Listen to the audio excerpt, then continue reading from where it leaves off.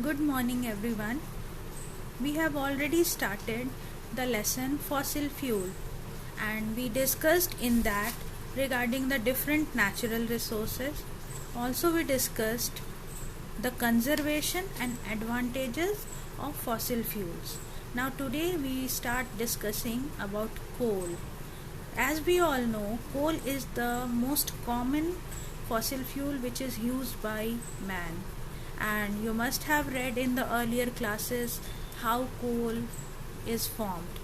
So the basically the formation of coal takes place by the burial of plants and animals under the earth's surface. But what happens during formation of coal and how it is formed, let us discuss in detail.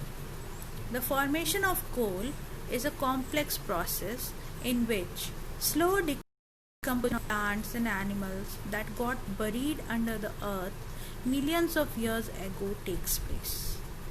In this process, slow increase in the percentage of carbon takes place.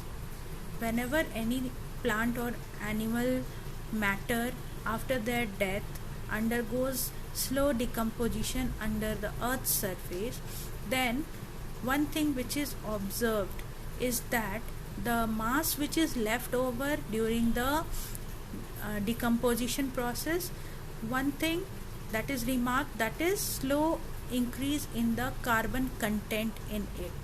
This slow increase in the carbon content in the mass which is obtained during decomposition, that process is known as carbonization, and the mass is referred as coal. So basically, carbonization is a process in which the slow increase in the carbon content or the percentage of carbon takes place when buried plants and animals undergo slow decomposition. That is the definition of carbonization.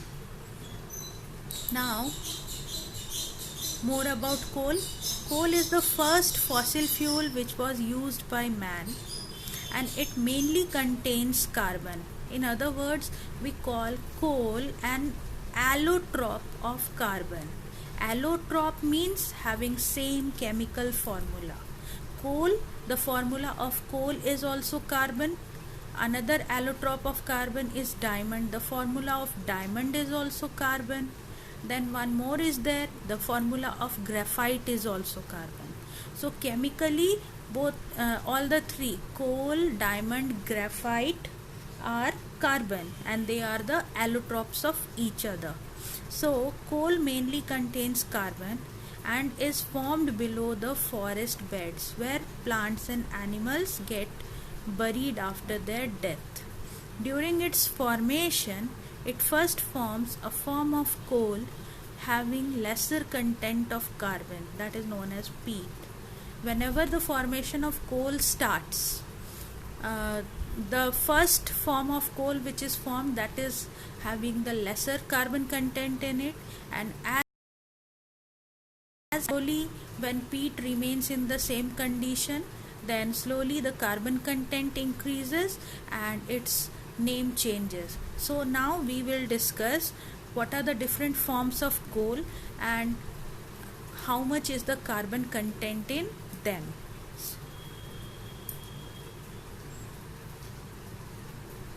So there are basically 4 forms of coal. But before that, let us discuss one more thing which is very important.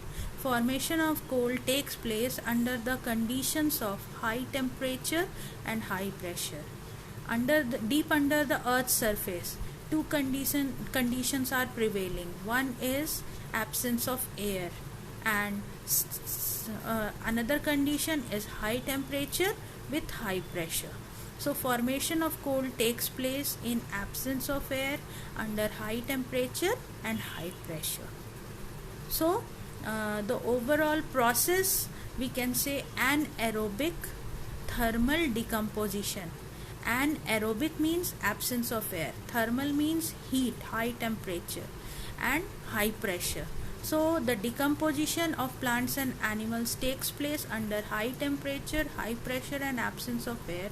That process is known as anaerobic thermal decomposition.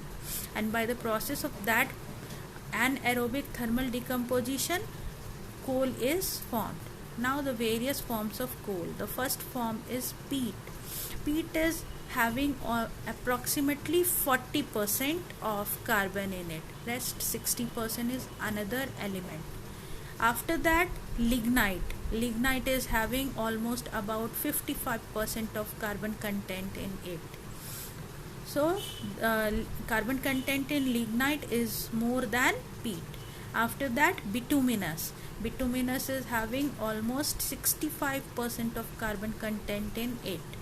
And then the anthracite, which is almost having about 99% of carbon content in it. So we can conclude that anthracite is the best coal which is having the highest amount of carbon, and that's why it is having the highest calorific value.